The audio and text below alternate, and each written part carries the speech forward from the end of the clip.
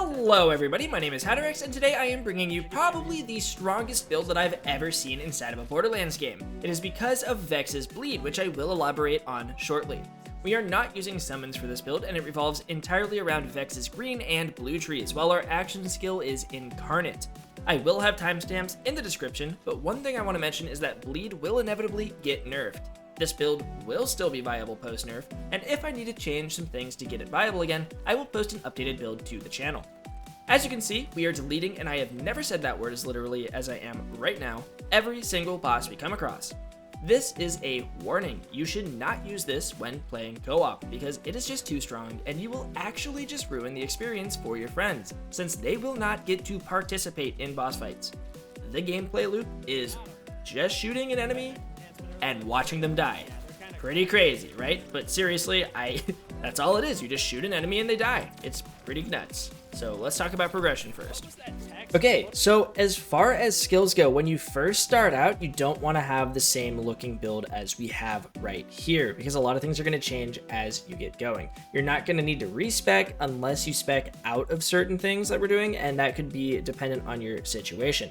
So for example, when you start playing, you might not want to take grave sites because critical hit damage might not be something you prioritize, and it would be really beneficial for you to just simply have leeching attunement for reload speed and lifesteal. Great for survivability. If you're on hard mode and struggling a little bit, you could do leeching attunement. I don't spec into this at all, but if I were struggling, I definitely would spec into this. Also, if you find a good rep kit early on, you can spec into guns and needles so that that's off cooldown as much as possible, because there are some really good rep kits here. They are not just heals. That being said, I went with grave sites because critical hit damage is going to be what our build kind of revolves around, critical hits and critical hit damage.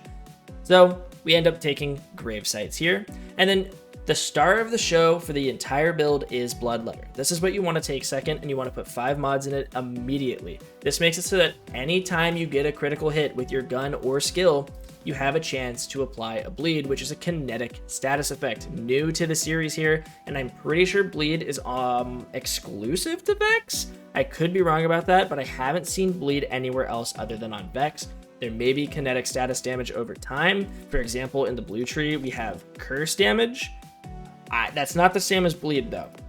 So while they both might be kinetic status effects, I'm pretty sure Bleed specifically is something that only Vex can do, and it is obnoxious, especially if you look at the stats down here. I do have a class mod that gives me 3 extra points, which brings me up to 48% of gun damage per second.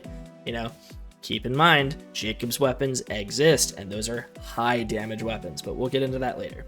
While you're progressing, I'd recommend you take Geist Wave. That way you can hit a boss or a crowd of enemies with a forward blast.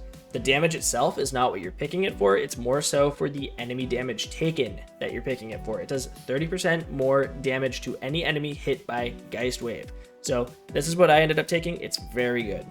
And then I immediately go into Material Components. Material Components does a lot of heavy lifting here, and people aren't realizing how strong it is. Not only does it increase your kinetic damage and kinetic status effect damage, but you have to keep in mind, it is kinetic damage, not gun damage, meaning that it's multiplied, like it's a multiplicative damage bonus to gun damage. So that's why it's so strong, especially because I have another +3 on my class mod here, and that goes up to 56% increased kinetic damage. Don't even look at the kinetic status effect damage. 32 is really high for that. Just look at the 56% kinetic damage. You multiply that against whatever gun damage you have sourced through your mods or whatever, that is a huge number to be multiplicatively added to your damage formula. Material Components is an absolute bombshell of a perk, and you should pick this anytime you invest in green tree whatsoever. Next, we go to the middle tree down here, and I went Keen Mind here. That's because bleed damage counts as both skill and status effect damage, meaning that your bleeds can crit with this whenever they're proccing. If you don't care about that, you could get away with Drink Full, especially if you're using something like Vladoff weaponry, which is viable here. I used a lot of Vladoff weapons in this build, not for bossing, for mobbing, and Drink Full is really good for that. But if you just want your bleeds to do all the work, which I did personally, Keen Mind is phenomenal because when those bleeds crit, it really adds up. So I took Keen Mind here, and then I also switched the augment from Geist Wave to Witchy Triggerfinger. The reason is because whenever you use Eldritch Blast with Witchy Triggerfinger, your weapon reloads. On top of that, you also gain 15% increased gun damage, and that stacks 3 times, so 45% increased gun damage after you use it 3 times. Very strong, especially if you're using a Jacob's shotgun. Maybe you only have 1 shot in the mag. Maybe you have an ordnance that you really like. In the meantime, mid-game, you're looking for an ordnance, you're using like a rocket launcher or something. This will reload that. Maybe you're using a Vladoff weapon, it's about to run out, you shoot this, reload on the fly. It's a very strong augment, and I recommend taking this until you get 5 points in Mortal Terror. Now those 5 levels are going to take a while for you to get, but once you get Mortal Terror, 5 levels of Keen Mind would get you Mortal Terror, so you'd be using it here. But as soon as you get Mortal Terror, even 1 point in Mortal Terror, you will now be able to activate kill skills when critically hitting enemies. Meaning you do not need to kill, this is great for bossing, any enemies in order to proc grave sites. Or, if you look in the right tree, Grave Harvest. Now you'll notice I don't have any points spec'd into the right tree, I'm simply using the augment. And that's because whenever you're in Incarnate, your action skill, you have a chance to spawn orbs on critical hits, but it actually goes a step further there, because this overrides the prerequisite and allows you to spawn soul orbs without having your action skill active, meaning that you can just spawn these, detonate them, or just have them do status effect damage without ever needing to pop your action skill, because it counts as a kill skill. These soul orbs are really good, that's why we're naming it the Soul Shot build, because they cause status effect damage over time, which can proc your skills and feed into the loop indefinitely, and you can also detonate them with your interact button for some pretty good burst damage. Overall, these are really fun. Simply shooting enemies and having them walk around leaves these orbs on the ground, and if you walk into them, it will refund action skill energy on the fly, and you can extend this indefinitely. There's no diminishing returns, there's no increased spend on your skill, it just recharges. So as long as there's things for you to kill or just even shoot, you can stay in your action skill for the entirety of a fight. We also do Capstone Middle Tree because we've already invested the 10 points here. And Vibe Check is also really strong.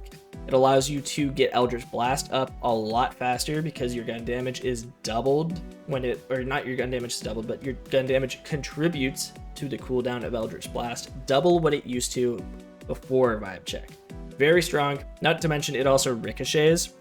And a little fun interaction I discovered with this is that the Vile enemies, the enemies with purple crystals that you need to shoot before you can damage them, actually suffer tremendously from Vibe Check. It goes off like 3 times on them because the crystals count as separate entities.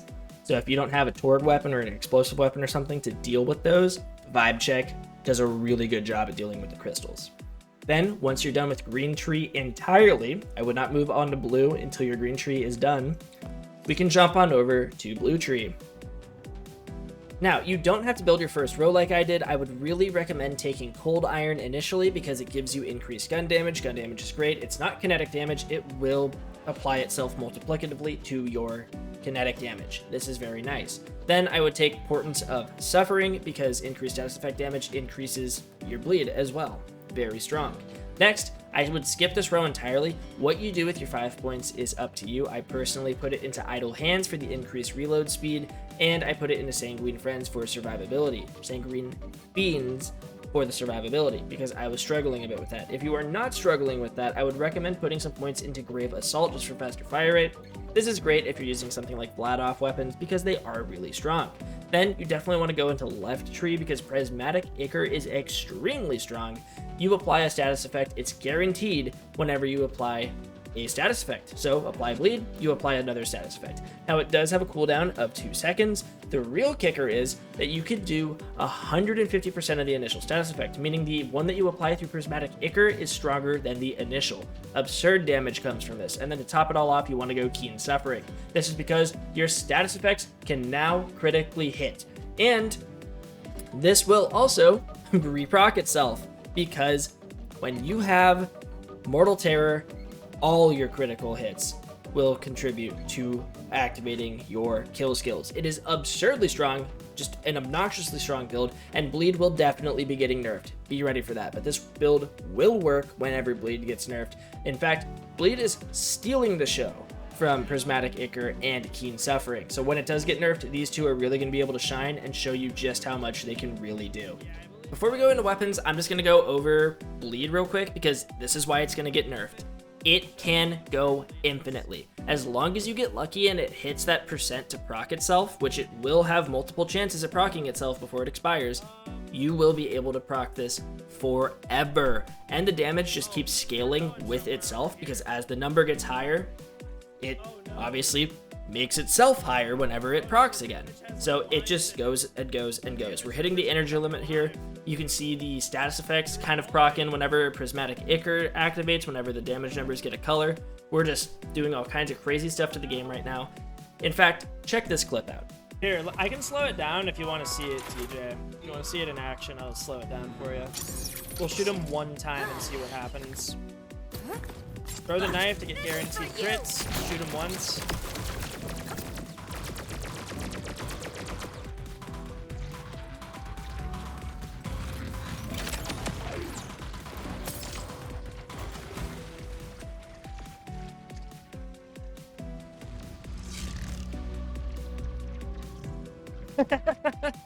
So yeah, bleed needs to get nerfed. Don't get me wrong, I'm having fun with her, but this is not healthy for the game, and it made a lot of the story boss fights incredibly boring. I played through probably 70% of my story with this build because I didn't realize it was going to be this strong. I cooked it up entirely homebrew because I theory crafted a little bit when the skill trees went online so I could play around with them a little bit. I killed the final boss without him even getting his opening quip out to me. So that's how the story of the last 60-70% of my game went. That build, bleed, needs to get heavily nerfed. I honestly think the skill needs to be reworked because I don't know how you nerf it with all the multiplicative damage and everything that goes into it. Now let's talk about the gear you're going to be using for this build, because the gear is not entirely important. It's still skill tree dependent, but there are some elements that are really strong here. Primarily the knife. This is the powerhouse of the build, and the only thing that matters is the penetrator augment. As long as you roll that, you're going to be able to get guaranteed critical hits for 5 seconds after hitting something with your knife. The other perks do not matter. Then, I'd really recommend using a Jacob shotgun. The Baylor hits harder than the Dullahan, but it holds less ammo. I would recommend taking the Baylor over Dullahan because your bleed is going to be influenced by the amount of damage you do per shot. This is an extremely heavy damaging shot. I would use this to kill bosses. It's what I've used in all the footage that you've seen of me just melting bosses. Highly recommend finding one of these. Rarity doesn't matter, perks don't matter, just find one. I probably wouldn't recommend Torg or Ripper. If you get licensed parts though, I'd rather have nothing than those two for this, but it is what it is. If you get them and you like them, run it. This thing cooks. I would also recommend having a sniper, primarily for mobbing, actually, if you can hit those shots. Vlad off if you can't. And then I would recommend taking some kind of explosive Torg weapon or something with a Torg licensed part to deal with the crystals on vile enemies. Next, I would use this shiny Warpaint rep kit if you can get it. This thing is really nice, mainly because of the comfort of having increased movement speed. It does increase fire rate as well, but like I said, most of the time you're going to be using one-shot shotgun or a sniper rifle, so it's not going to matter that much. It can help if you use your Vlad-off rifle, but again, not really all that important. It's just comfort in terms of movement speed. I'd say same thing with Super Soldier. When it's full, you get increased movement speed and fire rate. The added benefit of the Super Soldier shield is that you can get 1 ammo per second, and every now and then when you fire your Baylor off, it will load that magazine. It will load another shell into the magazine as you shoot it off, allowing you to shoot multiple times in a row without needing to reload, and sometimes you can chain that for a very long time. It's purely luck though, don't practice it. Then I have Jacob's enhancement. Now yours doesn't need to be legendary. Mine has bounce pass and piercer. Both of those are phenomenal, but truthfully, you really don't need this because anytime you crit, it's going to be because you threw a knife at a target and have guaranteed crits. So personally, I'd go with something that has bounce pass if you find a Jacob's enhancement because the number of ricochets is really nice when mobbing. A bulkhead drops in the field, hit it with your knife, shoot it, it ricochets to all the enemies, they all die too from bleed damage. Very nice. Class mod, a lot of you are probably thinking is the most important. And there probably is one that's great out there, but we're still trying to compile all the information on how many class mods there are per character in the legendary department. Not all of them have been found yet. All of that information is still coming in. This game is huge, and this guide is sent pretty early after release, and I didn't get early access. So I've been scouring the internet trying to find stuff. There just isn't a lot of information out there right now. I've been using this underleveled purple class mod forever. The real important part is that you have 3 additional points in bleed and kinetic damage. Whatever you get in the other slot doesn't matter. And the passives here ended up being excellent for my build. Like, that's a god rule mod for me, in my opinion. That is a god rule. The only downside is that it's not level 50, so its passives are a little bit on the low side, but I'm not changing this until I find the exact same thing with better passives. This thing is nuts. But really, the important part is the bleed and kinetic damage bonuses in the skills. The damage down here doesn't really matter all that much, in my opinion. Well, it does, but it's not necessary. But yeah, that's the build. Sorry I was a little late to this. Not like everyone else who had early access and had videos out ready to go. I did not have early access, so I had to grind to 50 in a really short amount of time, and then also grind out UVHM5 to try it against the hardest enemies. It was a lot, and this video is a little sporadic. My future videos will be a lot more confined and organized once we have information on what all is in the game, how the math works behind the scenes, what loot there is. I mean, it's just such a big game and there's so much abundance. It really is the best Borderlands game that's ever come out. So I'm just trying to have fun streaming it while also making content for you guys. But also, use this build if you're into abusing godlike power, because this will get nerfed. Use it while you can if you're interested. And when it does finally get nerfed, this build will still be strong. Trust me, I will make it so if it starts to fall off. But yeah, again, thank you so much for watching the video. If you're interested in more Borderlands 4 content, I'm here for the long run. Go ahead and subscribe. We're going to be pumping out videos up there with the best of them. You guys have a great day. I'm Haderaxe, signing out. Peace.